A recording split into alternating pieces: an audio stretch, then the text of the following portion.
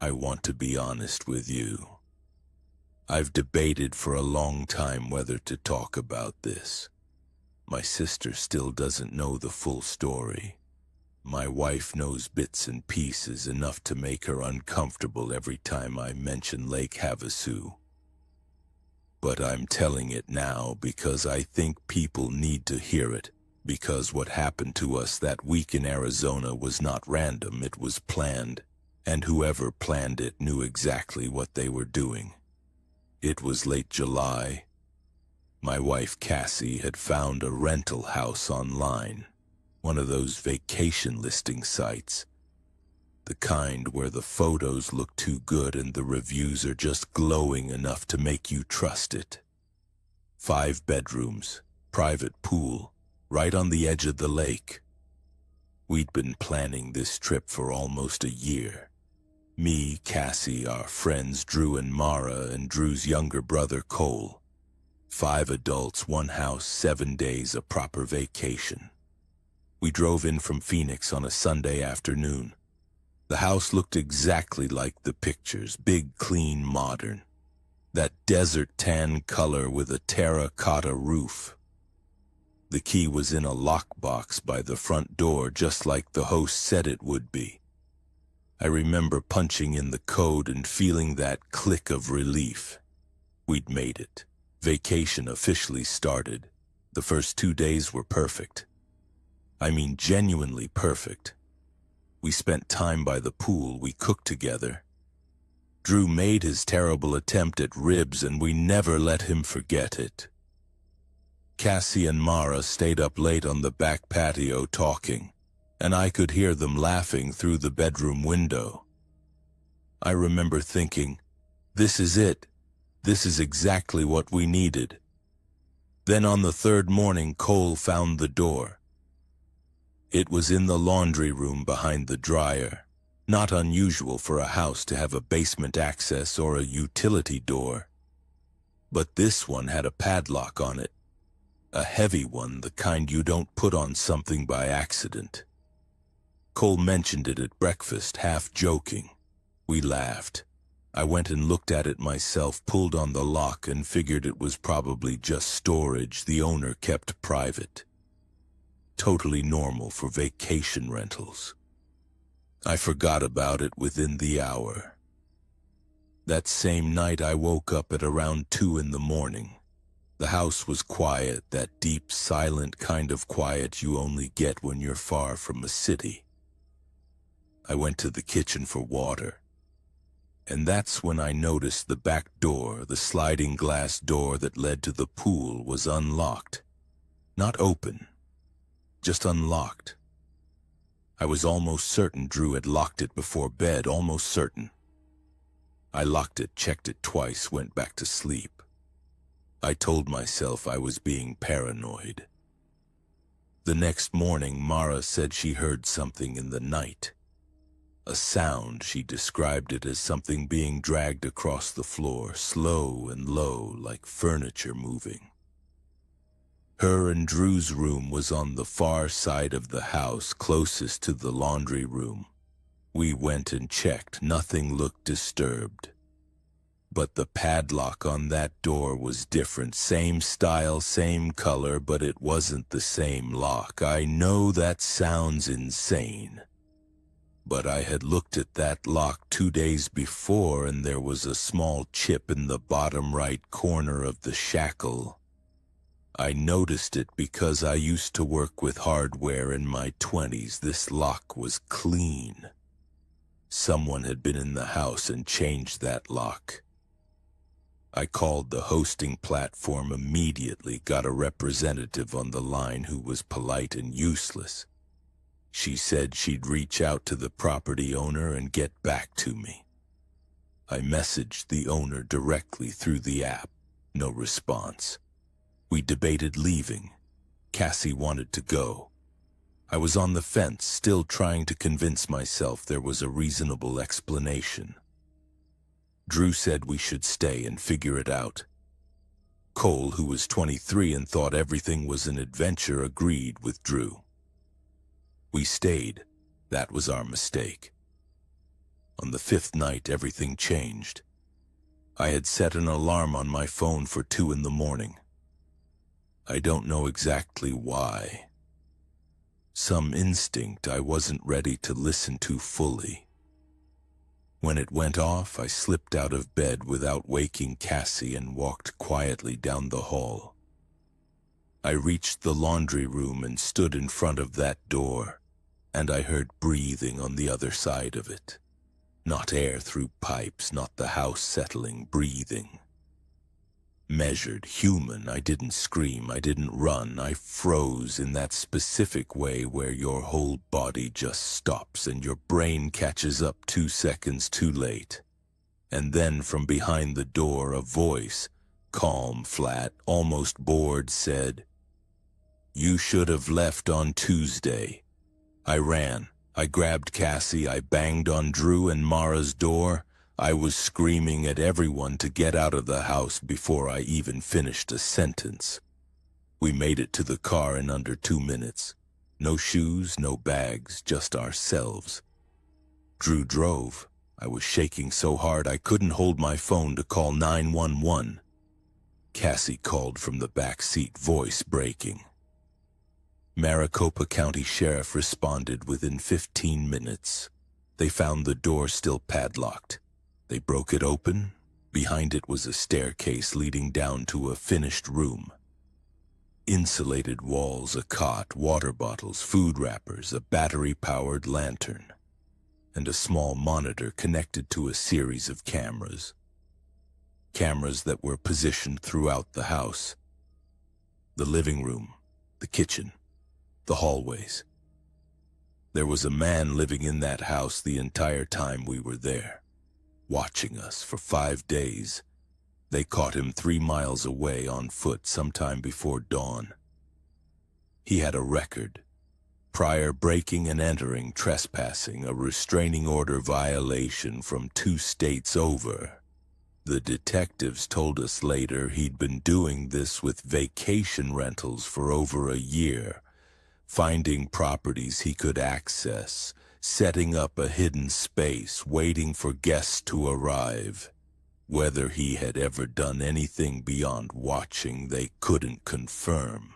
They said we were lucky. They said that a lot. You're lucky. The platform suspended the listing within 24 hours. The property owner claimed they had no idea. That investigation is still ongoing as far as I know. I went back to that house one time months later with a detective to recover our belongings. I stood in that laundry room and looked at the open door and the staircase going down, and I thought about all the moments that week that had felt safe, all those moments by the pool. Dinner, laughter through the bedroom window. He was watching all of it. We never went back to Lake Havasu. We probably never will. And every time Cassie and I book travel now, every single time, we check for cameras. We check every vent, every clock, every smoke detector. We do it without even talking about it. We just do it. Because we learned the hard way that the thing you need to be afraid of on vacation is not always outside the house. Sometimes it is already inside.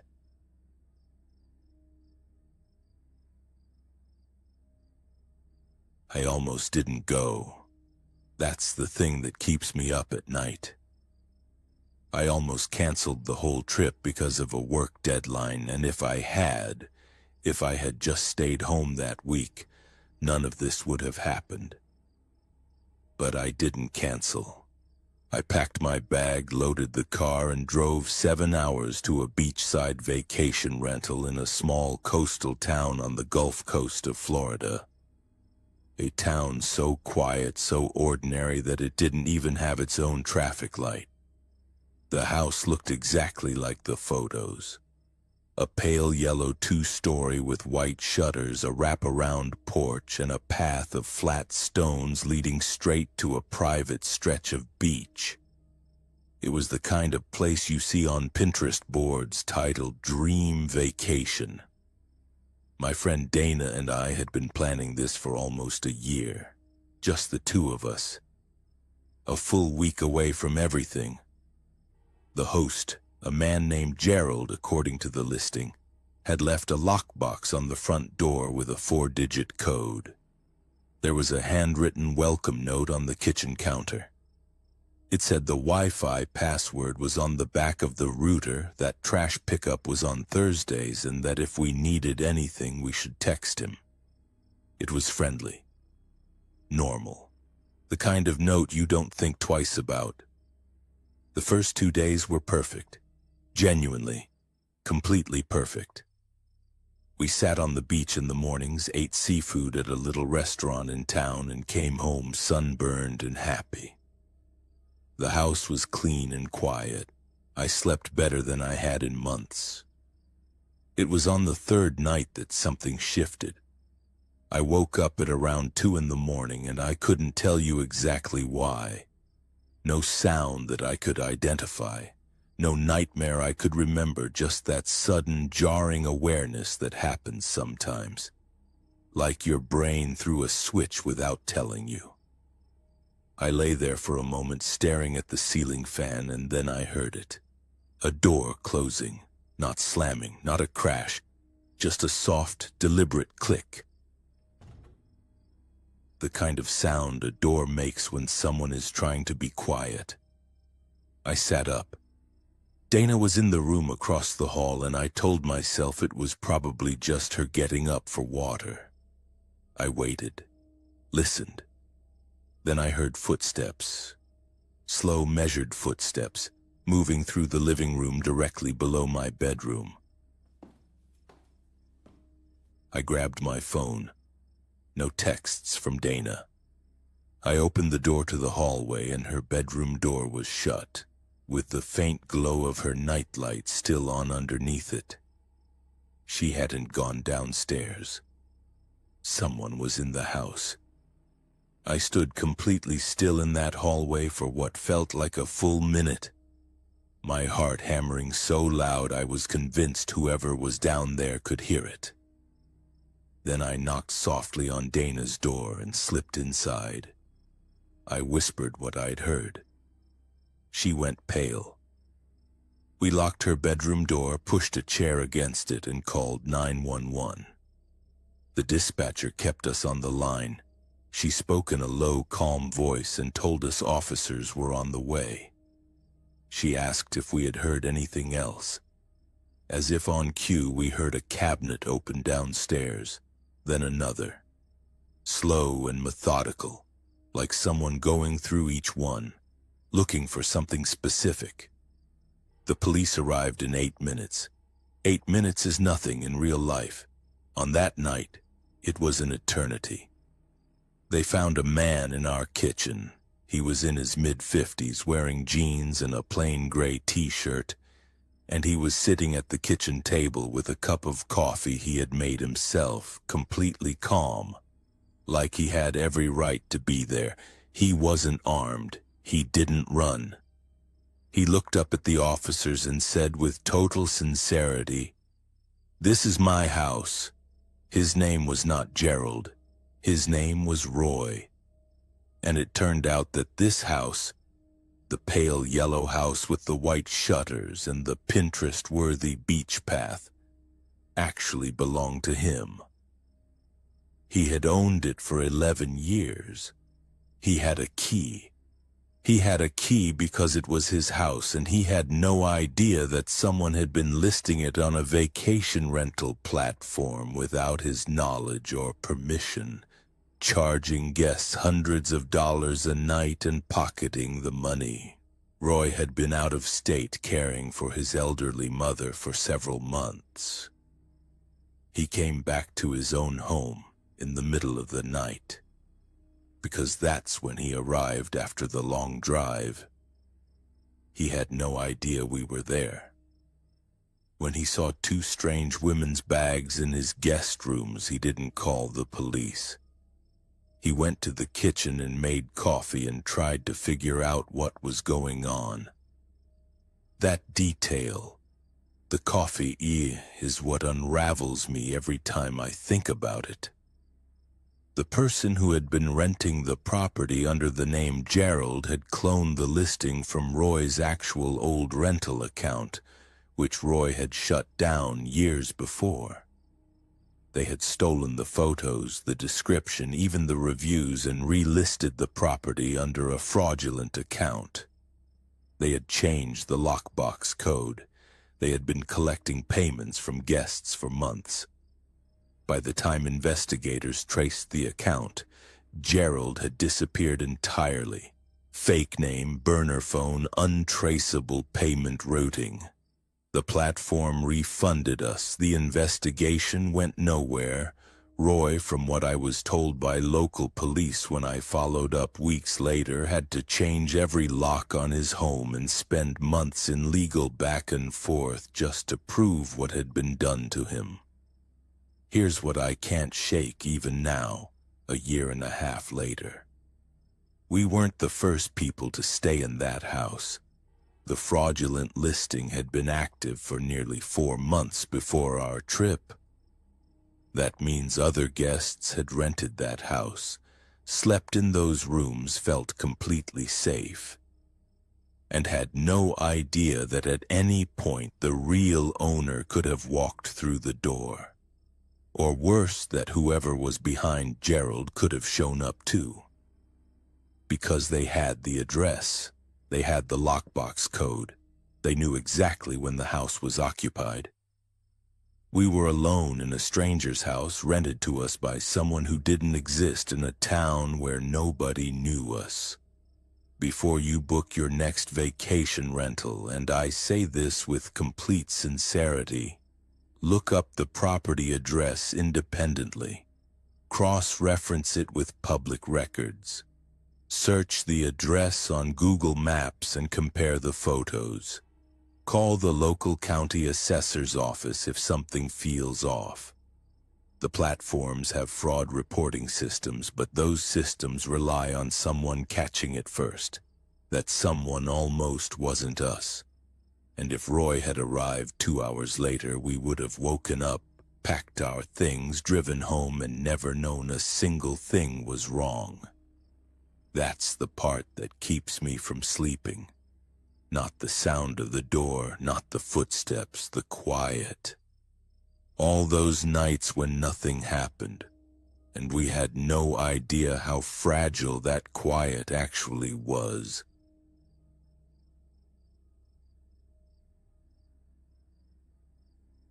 We booked the house 6 months in advance. 4 bedrooms, a private pool, wraparound porch, and it sat right on the edge of Lake Tahoe in Northern California. The photos were perfect. The reviews were perfect. Everything about it looked exactly like what my family needed after a brutal 2 years of just grinding through life. My wife, Nicole, our 2 kids, Marcus, who was 12, and Lily, who had just turned 9, and my brother-in-law, Terrence. 5 of us. 1 week, no work, no school, no stress. That was the plan. We got there on a Saturday afternoon in late July. The house was even better in person. High ceilings, big open windows, the smell of pine wood, and something clean in the air. Marcus ran straight to the pool. Lily claimed the bedroom with the window seat. Nicole stood in the kitchen just smiling. I remember thinking, this is it. This is exactly what we needed. The first 2 days were perfect. I mean genuinely perfect. Then on Monday evening, Terrence found the door in the basement. Now the listing had mentioned a basement, said it was a laundry and storage area, locked off, private owner's belongings. Pretty standard language for a rental. We hadn't thought twice about it. But Terrence had gone down to check the water heater because the pressure in the shower upstairs had dropped. And he came back upstairs with this look on his face I hadn't seen on him before. He pulled me aside and said, "Hey, you need to come see something." I followed him down the basement stairs. It smelled damp. Concrete floor, bare bulb overhead, washer and dryer against one wall. A couple of cardboard boxes stacked in the corner. And there was the door, a heavy wooden door at the far end of the basement. It had a padlock on it, a real one, thick and heavy. And underneath the door there was a thin strip of light. I stared at that strip of light for a long moment. I told myself it was probably a window inside the room. Some storage space with a small window letting in the last of the afternoon sun. That made sense. I actually said that out loud. It's probably just a window. Terrence didn't say anything. I knocked on the door. Just knocked on it like an idiot. Like whoever was on the other side was going to politely answer. Silence. I tried calling the property manager, a man named Dale who had been responsive and friendly throughout the booking process. Straight to voicemail. I left a calm message asking about the basement room, told him the light was on, and asked if there was something we should know. Then I went back upstairs and told Nicole. She wanted to leave immediately. I talked her out of it. I rationalized it 6 different ways. Old rental house, owner's storage, probably a faulty light on a timer. I told her and I told myself that I would reach Dale in the morning and get a clear answer. And if anything felt off, we would pack up and go. Nicole didn't fully agree, but she let it go. The kids didn't know anything was happening. That night I barely slept. Around 2 in the morning I heard a sound I could not explain, and I have tried to explain it ever since. It was not a knock. It was not a voice. It was a low, rhythmic creak, like weight shifting on a wooden floor. Slow and deliberate, coming from directly below our bedroom. I lay there completely still. Nicole was asleep next to me. I watched the ceiling and I counted the creaks. 1, 2, pause, 1, 2, pause. I got up. I went to the basement door at the top of the stairs and I stood there with my hand on the knob for a full minute before I opened it. I flipped the light switch, walked down, and stood in the center of that concrete floor. The strip of light under the locked door was gone, and the sound had stopped. I went back upstairs. I did not sleep again. At 7 in the morning, Dale finally called back. I asked him straight, who has access to that basement room? There was a pause on his end, a pause that lasted just a beat too long. Then he said the room was a private storage space, fully sealed, and that no one would be in there. He sounded normal. He sounded totally fine. But I had heard that sound. I knew what I had heard. I told Nicole we were leaving. No debate, no discussion. I started putting luggage in the car while Terrence explained to the kids that plans had changed. Marcus complained. Lily did not.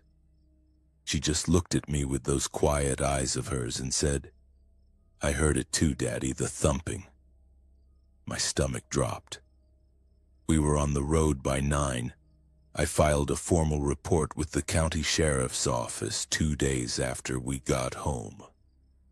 I explained what we heard, the light under the door, the locked room. They said they would look into it. I followed up 3 times over the next 2 weeks, and each time I was told the matter was under review. About a month later, I received a short email from a detective. It said only that the property had been flagged and the owner was being investigated. No other details. No explanation of what they had found. I have read that email probably 100 times since then. I have tried to find follow-up news coverage of the property, of Dale, of anything that might tell me what was behind that door. I have found nothing.